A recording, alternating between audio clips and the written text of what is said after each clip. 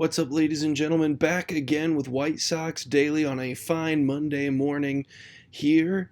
Amongst the White Sox faithful, we got some more news. Another great week. It was a busy and exciting weekend for Chicago sports fans, especially on Saturday, of course.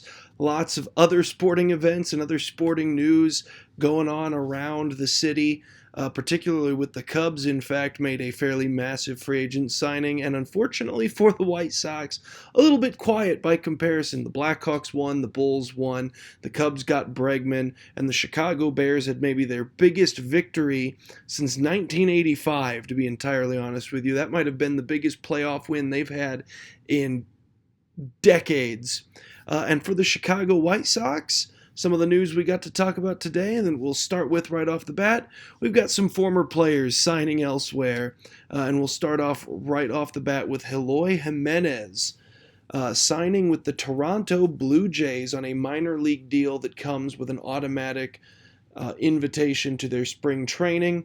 Jimenez looking to kind of get back on track after he spent last season with Baltimore, hit just a single home run. Didn't get a great deal of plate appearances, only ended up playing in 33 games for Baltimore last year. That's kind of been one of the big derailments of his career to this point. He's only played in over 100 games twice. That would be his rookie year in 2019, and then, of course, also in 2023 when his numbers just ended up being a bit of a dip there, and then 1 year later, he would have a disappointing 2023 season, which would ultimately lead to his departure from the White Sox organization as he was traded halfway through that year to the Orioles. Jimenez, a guy that started off as a really hot prospect. He was number 4 in the White Sox MLB prospect pipeline, came right up, had a great rookie campaign, 31 home runs in 2019, and then the next year in 2020, a strike-shortened year, and he still was able to showcase some serious power, batting average near 300, hit 14 home runs in just 55 games in 2020, won the Silver Slugger Award as an outfielder, and then it just kind of all curtailed after that. He showed various flashes of brilliance, of course, here in Chicago.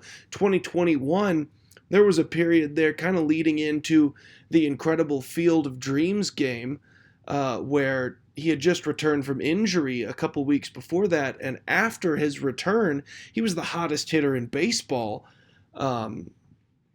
And then, just the injuries kept stacking up. They kept piling up. Wasn't hitting the ball as routinely as he used to. There was some real hope that he was going to at some point return to form and be a massive power hitter threat like we thought he was going to be early in his career. And to this point, it just has not panned out yet. Still only 28 years old. So he's a guy that potentially still has a decent future and some potential left to be untapped. And we'll see if the reigning American League champion Toronto Blue Jays can be the team to get that out of him. To this point, it hasn't been the White Sox, and it wasn't the Baltimore Orioles the last year and a half. So we'll just have to see how this goes for Eloy. Excited for the opportunity for an ex-White Sox player. It didn't work out for us, but you know what? He gave us some memories. He gave us some moments. So wishing all the best to Eloy in his future endeavors. And another ex-Chicago White Sox player signing elsewhere. Good old Nicky Two Strikes signing with the Los Angeles Angels. So they will add him to their infield rotation as he will battle for a roster spot with the LA Angels.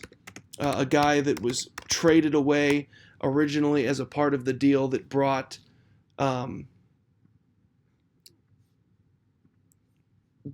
some help over in 2021. In the trade, of course, with the Chicago Cubs. Nick Madrigal was having a pretty decent 2021 as well. A guy that was one of the better 9-hole hitters across Major League Baseball in that 21 season, the year that kind of magically led to us winning the American League Central, getting that playoff series. And it sounds so sad to think so fondly about a playoff year in which you made the playoffs and won one game in the first series, but there was something magical about that blackout game in Game 3 of the series against the Houston Astros. Nick Madrigal no longer with them at that point. Cesar Hernandez had kind of replaced him at that second base spot. Ended up eventually with the Chicago Cubs. Was rather disappointing for the Cubs. They didn't really love what he was bringing over there. Obviously has never held massive home run threat of any kind. Um, his career high is 2 in a season, but he was a guy, he was hitting over 300 back-to-back years with the Chicago White Sox, the only 2 years that he spent here in 2020 and in 2021.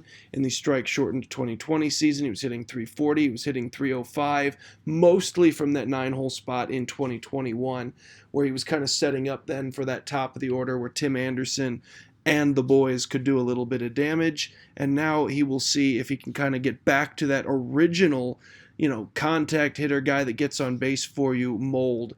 And a really good defensive second baseman that he was for the White Sox that kind of fell off as well once he made it to the Cubs, as the Angels see if they can get a little bit of something out of good old Nicky. And then we will also move right on along here to a bit of news. This article comes to us from Southside Showdown in regards to the signing of Romo, the new catcher that the Chicago White Sox brought in. The ex-Colorado Rockies top prospect, Drew Romo, the catcher. And at first it just kind of seemed like maybe that was just one of those waiver acquisitions you just make to make because he was a top prospect, might have a little meat left on the bone, why not take a swing at him? But it was odd for the White Sox because even if he does have potential and he does work out, you've already got Corey Lee, Edgar Quero, and of course Kyle Teal. We all believe Teal likely unmovable at this time. He should be one of the big centerpieces of the White Sox core moving forward as we get through this rebuild. But there have been teams interested in all 3 of the White Sox catchers.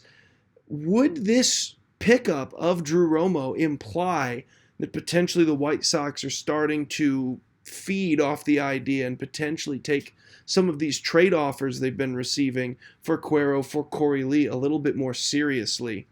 There's obviously some precedents there.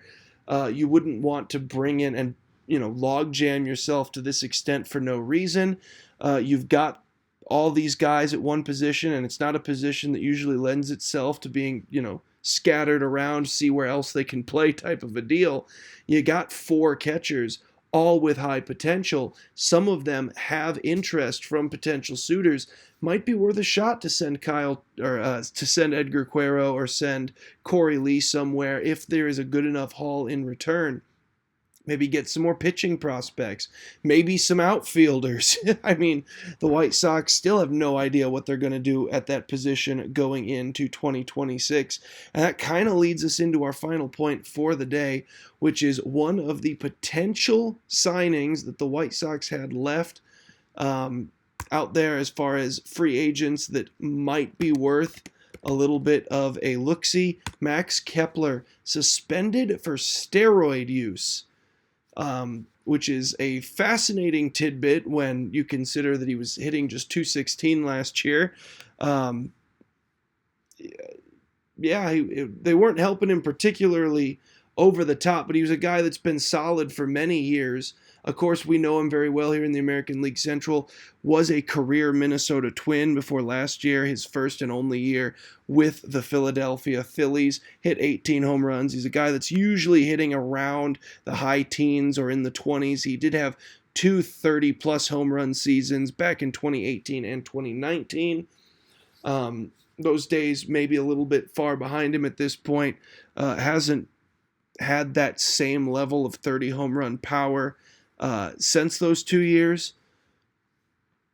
But he's been a guy that's been decent enough, a guy that could be, certainly an upgrade of what they've got right now in right field, or bringing back Mike Tauchman, that general quality, and maybe wouldn't break the bank for you like one of the top name free agents. But now kind of all a moot point.